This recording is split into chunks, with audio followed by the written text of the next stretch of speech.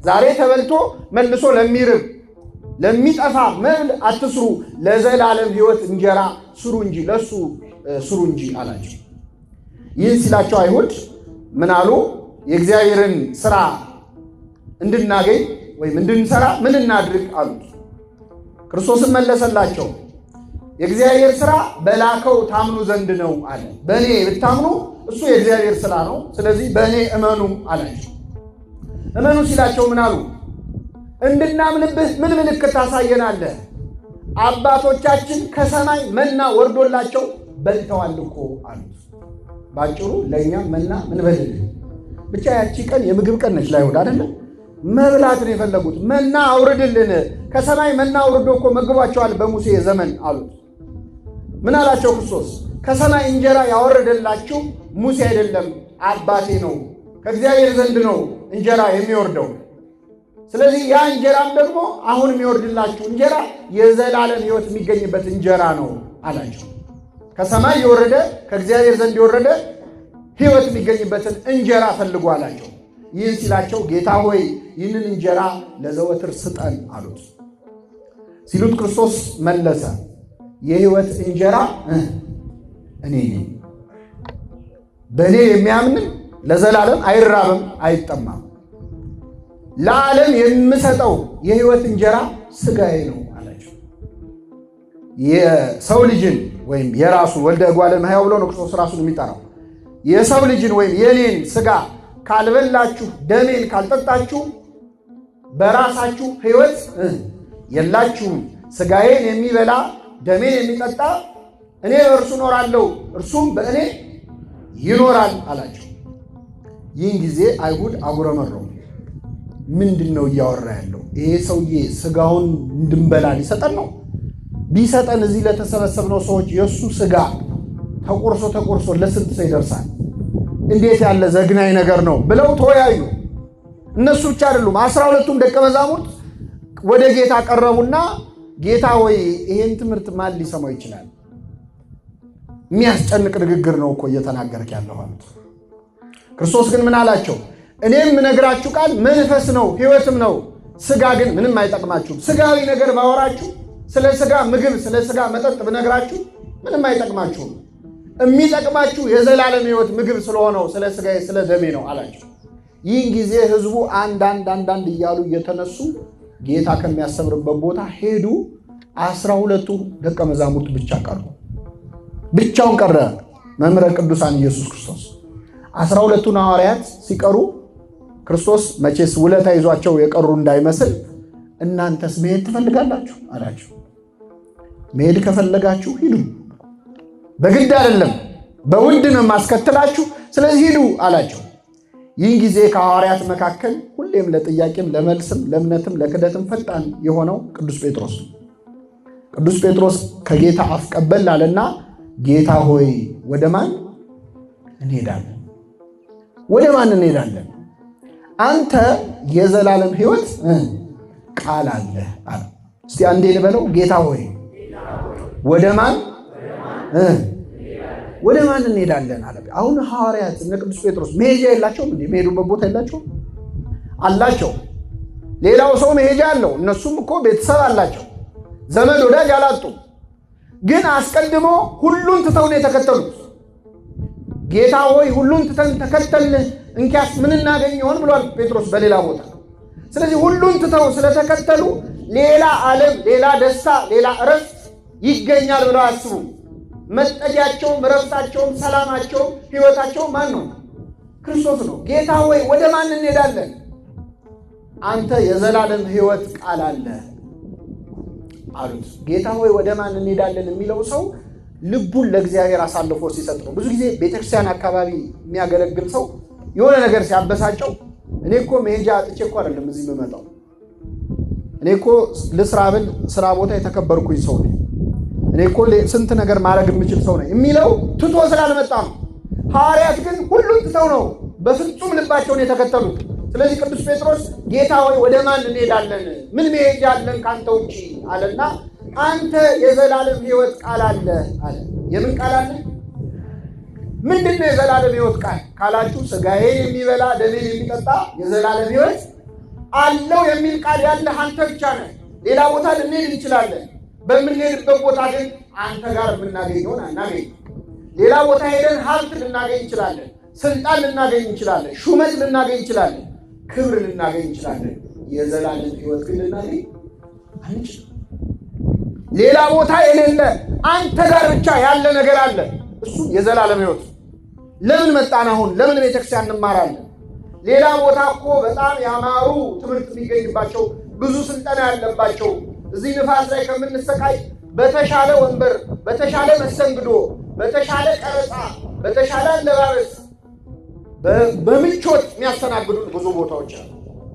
ሌላ ቦታ የሌለ ነገር ግን እዚያ አለ። ጌታ ሆይ ወደ ማን እንሄዳለን? አንተ የዘላለም ሕይወት ቃል አለ። ሌላ ቦታ ጥሩ ተናጋሪዎች አሉ። በዚያ ዘመን ሪቶሪክ የተማሩ የግሪክ ፈላስፎች አሉ። አፍ የሚያስከፍቱ የሚያፈዙ ተናጋሪዎች ያሉበት ቦታ፣ የንግግር ጥበብ የሚያውቁ ሰዎች አሉ። እነሱ ጋር ብንሄድ ጥሩ ንግግር እንሰማለን። ለጊዜው ልባችን ይነሳሳል፣ ደስ ይለናል፣ ጭንቀታችንን ያስረሱናል። ግን ምንም ብናገኝ የዘላለም ሕይወት አናገኝም። ጌታ ሆይ ወደ ማን የሚል ልቡና ለሁላችን ያድለን። ይህንን ርዕስ ያደረኩበት ዋነኛ ምክንያት ስትማሩ ስለከረማችሁ በዚህ ዕለት ጌታ ሆይ ወደ ማን እንሄዳለን? አንተ የዘላለም ሕይወት ቃል አለህ ብሎ ቅዱስ ጴጥሮስ የተናገረው ተማሪዎች የክርስቶስን ትምህርት ጥለው በሄዱበት ሰዓት ነው አይደል?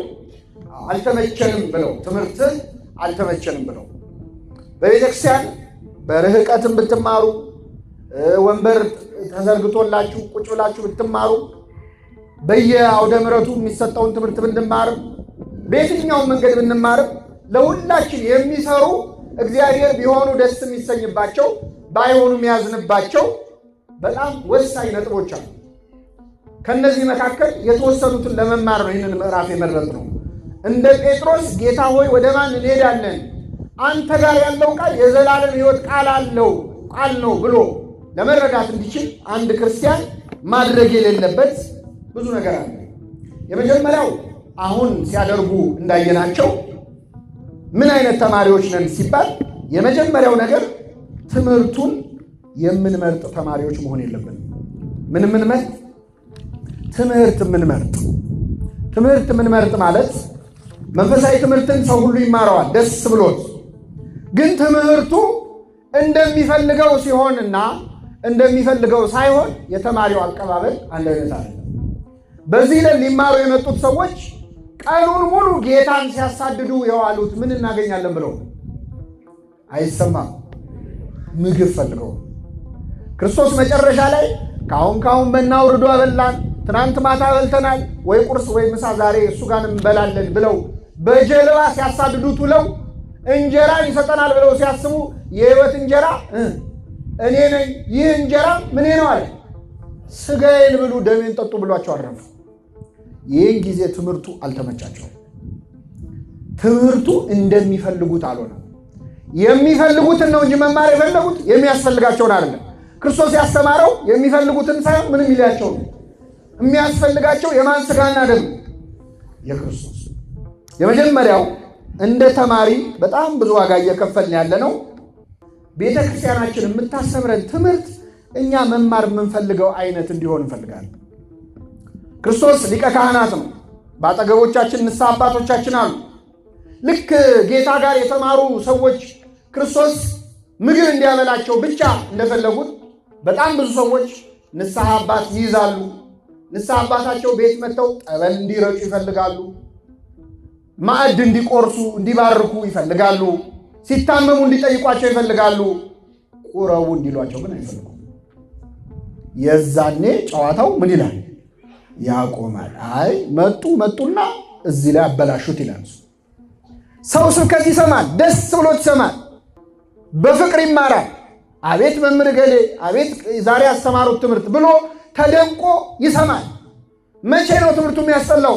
ንስሐ ግባ የተባለ እንደሆነ ሥጋ ወደሙ ተቀበል የተባለማ ከሆነ በተለይ ወጣት ከሆነ መምህሩ መጣና አበላሸ ይላል። አንድ ጊዜ ዱባይ የሚባል ሀገር ቅዳሴ እንግዲህ በጣም ደስ የሚለው አረብ ሀገር ሲባል እኛ የምናስበውና እውነታ መሬት ላይ ያለው ነገር በጣም ይለያያልና ቅዳሴ ሲቀደስ መቅደስ ውስጥ ያስቀደሰው በሙሉ ይቆርባል። በሙሉ ነው የሚቆርብ እና ሰው ሁሉ ሲቆርብ አንድ ልጅ ለበዓል መጥቶ እዛ ቆሞ ሲያይ ሰው ሁሉ ሲሄድ እኔም ልቁረብ ብሎ ተሰልፎ ተከትሎ ቆረበ። ቁርባን መሆኑን ራሱ አላወቅም። ከዛ ሲወጣ ቆራቢዎች በዚህ ጋር ሲባል አይኔ ቆራቢ አይደለሁም ማለትና ወደዛ ሄደ። ከዛ ሲሄድ እንዴ ኧረ ቅድም ተቀብለሃልና አሉት። ቁርባን ነው እንዴ አለ። ወይኔ እናቴ አለ ብዙ ነገር ሳላይ አለ። አሁን ለዚህ ሰውዬ ስጋው ደግሞ መቀበል ማለት ሞት ነው፣ የዘላለም ሕይወት አይደለም፣ ሞት ነው ለሱ። አበቃልኝ አለ።